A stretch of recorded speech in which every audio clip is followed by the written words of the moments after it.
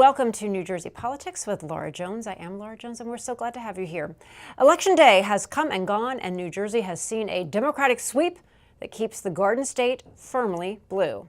Democrat Mikey Sherrill, the four-term Congresswoman, Navy helicopter pilot, and former federal prosecutor, is now governor-elect. Sherrill captured 54% of the vote to Republican Jack Ciattarelli's 44%.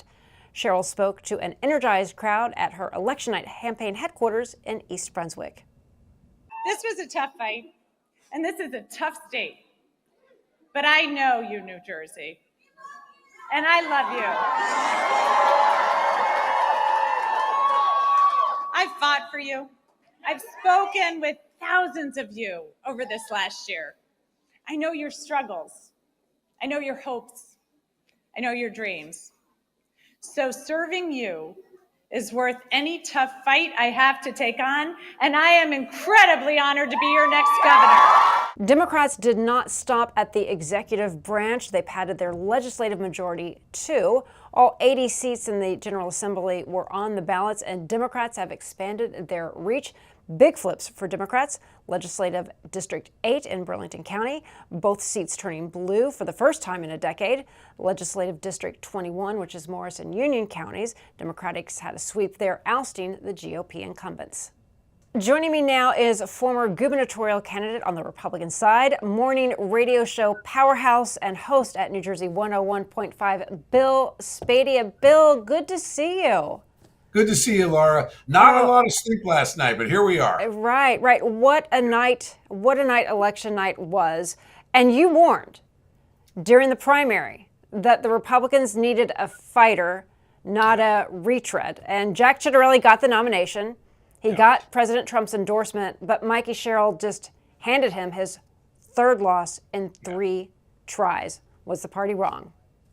Well, clearly it was a mistake. I mean, Jack was not only a weak candidate, but he somehow managed to undo the gains that Donald Trump made in 2024. I mean, you look at the map. He lost now only by a percentage point, but he lost Cumberland County, and this is the home of Senator Mike Testa, who headed up Donald Trump's campaign back in 2020 for the state. So to lose that, then to lose Passaic County that Trump was able to win 60-40, he lost it. And then I think in one of the most telling ways that we knew the race was over early was his returns in Morris County, where he lost Morris County. I mean, for a Republican to lose Morris County after Chris Christie carried it by 60% in 2009, carried it by 70% in 2013, he just way underperformed. And what he did was he managed to squander a Trump endorsement. And I think one of the main reasons that he suppressed a lot of the Trump base is people didn't take Jack seriously as a Trump guy because he went full never Trump back in the 2021 race and then embraced Trump to win the primary, but just couldn't carry the message. And then he took all the baggage from Donald Trump. He refused to fight him on the Gateway Tunnel project, which was a total miss.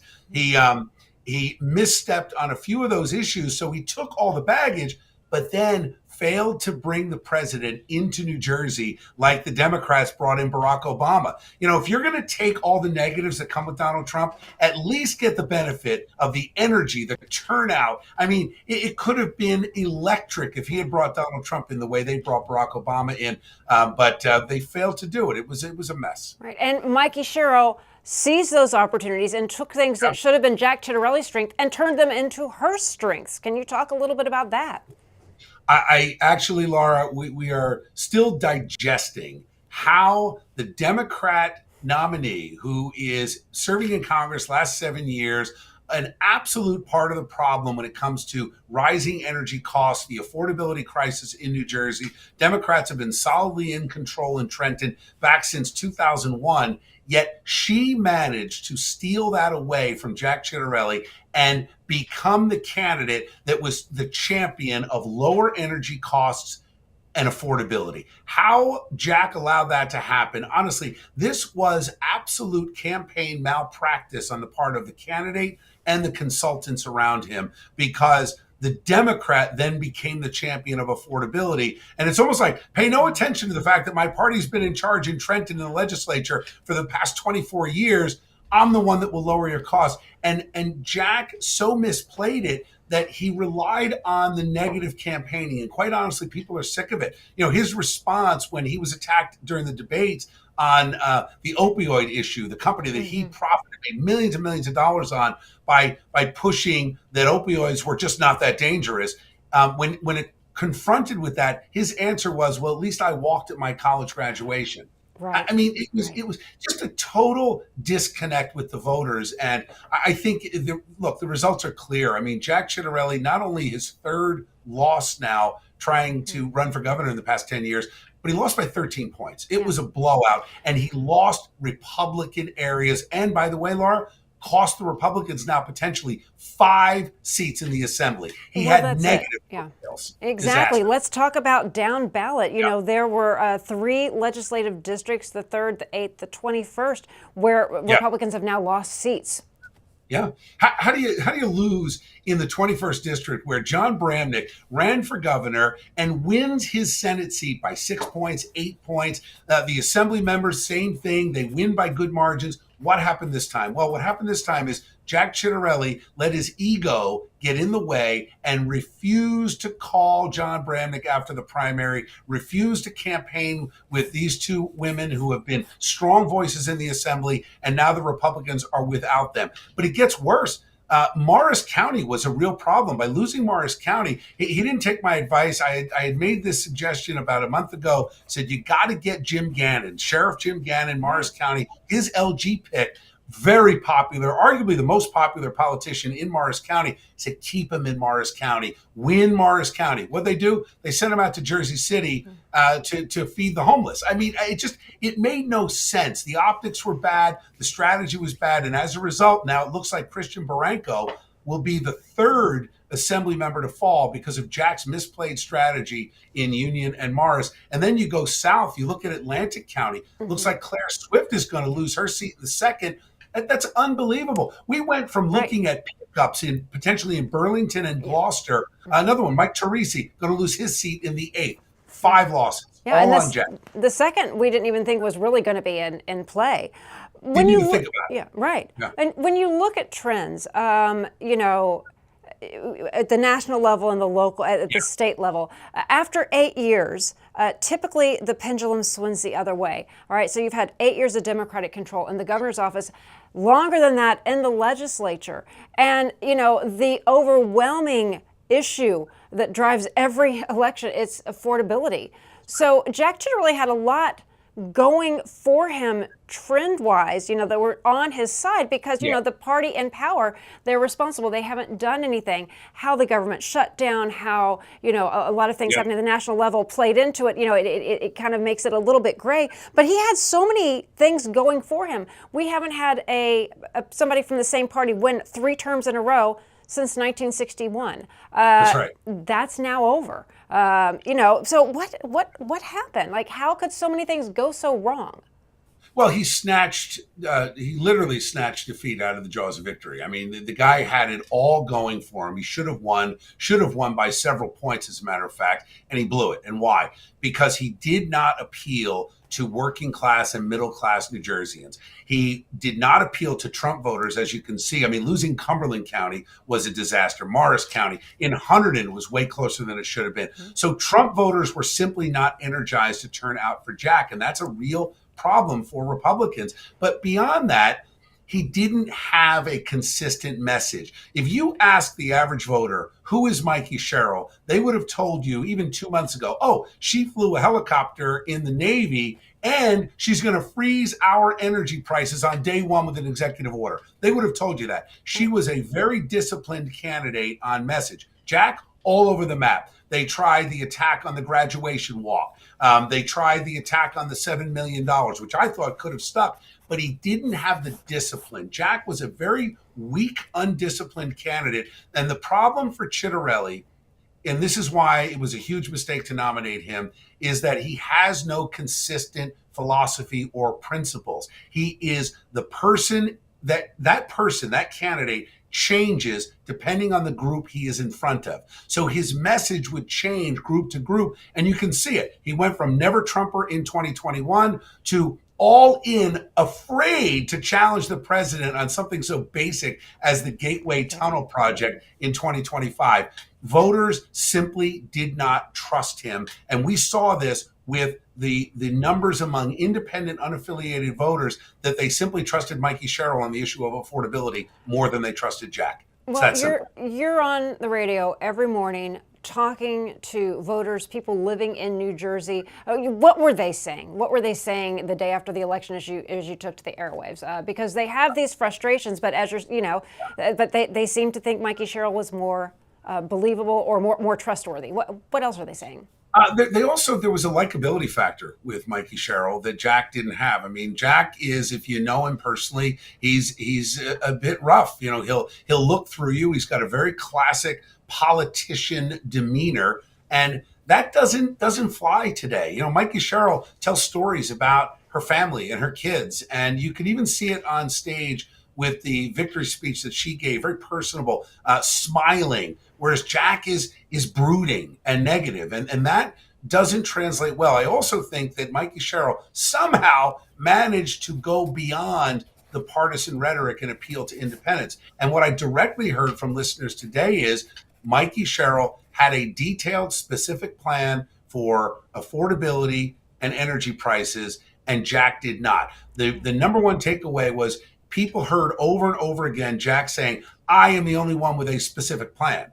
Well, I guess he believed if you say that enough, people will not actually ask you about the plan. They'll just assume you have one. But when he got pressed on what the plan was, he had no answers. Yeah, and that was a turnoff. Voters were thinking this time around. Yeah.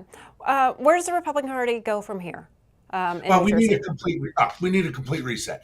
If you look at in the Assembly, disaster this time. The Senate is set up for a disaster if we don't make a major change. If you want to break down where we had success in New Jersey on election night, look no further than Ocean County. Pickups in brick, solid wins for the Assembly candidates in Ocean County, never in doubt that they were going to deliver. And George Gilmore, the Ocean County Republican chair, delivered a 90,000+ win for Jack in Ocean County. It was the only bright spot in the state. So where do we go from here? We need to end all of the weak, lackluster leaders that have been settling for 20 years, taking the scraps off the Democrats' table. It is time to have fighters who will speak for New Jersey and address the issues of affordability, energy, public safety, restoring a cost of living adjustment for our cops.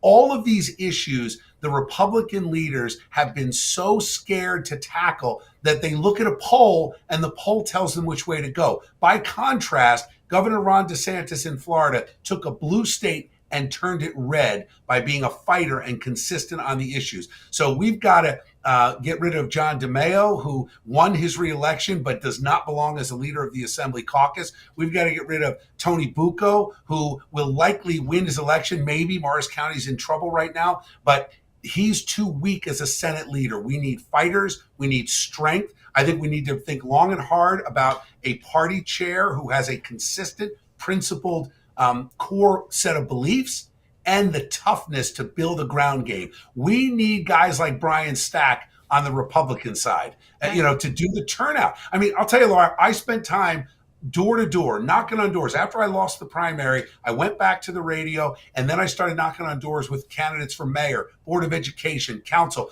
Where was the Chitterelli campaign? Nowhere to be found. Where was the ONNJ GOP? Nowhere to be found. I don't even know this guy Paulson, who's the handpicked guy to replace Bob Hugan, who was a disaster as chair.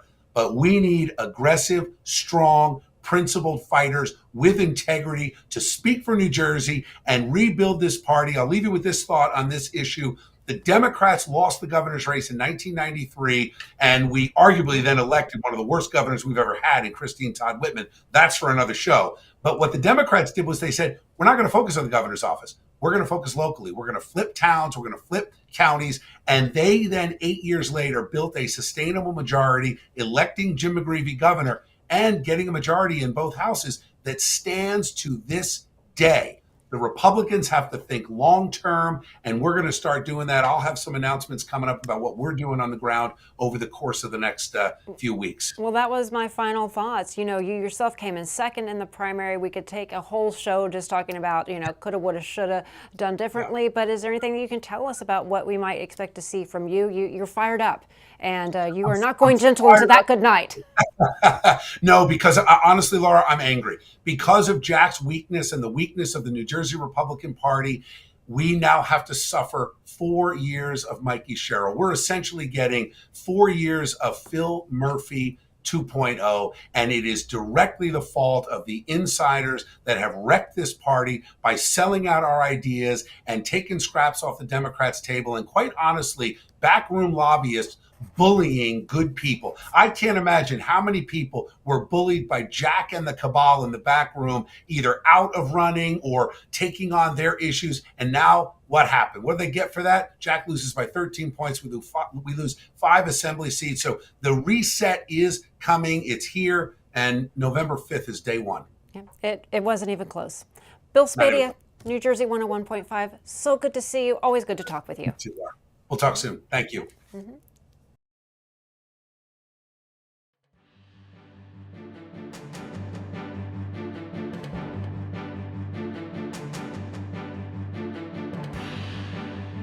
Democratic Congresswoman Mikey Sherrill storms to victory, defeating Republican Jack Ciattarelli to become New Jersey's next governor in a race many said would be so close, but in the end was not. Joining us from Stockton University is Alyssa Maurice, Assistant Director and Head of Research and Polling at the Hughes Center for Public Policy. Alyssa, welcome. So good to see you here. Great to be here. Thanks for having me. Well, this race, people thought, is going to be so close. It is head-to-head, really battling it out. But in the end, it wasn't even close. The polls seem to have it wrong. What happened? So with the polls, there was such a wide range of leads for Sherrill, from a healthy double-digit lead in some polls to what was essentially statistically a dead heat in others, since the lead was within the margin of error. What I'll say about the polls is that pollsters are trying to model the electorate and nail down likely voters, who's actually going to show up on election day. And they all have different approaches of doing that.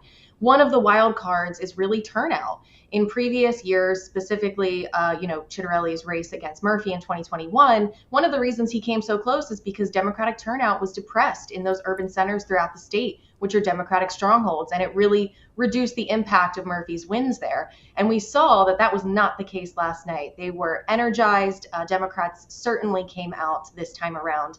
And so that's what really made the difference for Sherrill and boosted that margin. Yeah, and can you just talk just a little bit about, when it comes to polls during a campaign cycle, they were almost weaponized. Ciattarelli was talking a lot about his momentum from some of the tighter surveys. Mikey Sherrill's campaign dismissed them as outdated. So you have this barrage of numbers coming in, and media loves to report on that horse race. Do these polls, I think there were nearly 30 in the final month, do they move voters? Or is it just more fuel for, TV people and print media and such? Well, you make a good point. They are covered so extensively by the media. So it's important for, voters to be mindful consumers of polls and to understand what they're getting with them. And I would caution, people should not focus too much on those precise estimates on those head-to-head polls. Who are you going to vote for? Because again, each pollster is trying to model the electorate, but there are a lot of unknowns there. What I would suggest is looking deeper into these polls, see if you can see some other trends that might point to, where the electorate is. And something we saw in a lot of the polling was that Trump's approval rating was worse than Murphy's. So this battle between the candidates of both of them trying to tie each other to unpopular party leadership, that's more effective on Sherrill's side because Trump was far more divisive in the state. And Murphy just did not, he was not, he had better support here in New Jersey than Trump did. So that's something that the polls really did show that was sort of a signal we could have been taking for this election. Right. So many people just look at those final numbers. You know, this candidate's here, that's it. It's neck and neck. But the Hughes Center, it has tracked New Jersey opinion sentiment for years. Pre-election, 2/3 of the voter told Stockton that the country was heading in the wrong track. 39% said their finances are worse. Mikey Sherrill really rode that anti-Trump energy to victory. So can you talk a little bit about how the national vibe, so to speak, really were overriding these kitchen table issues like property taxes, affordability, which is always an issue here in New Jersey? Yeah, those national dynamics were really working in Sherrill's favor. You know, our polling showed we don't do those candidate preference head-to-head polls.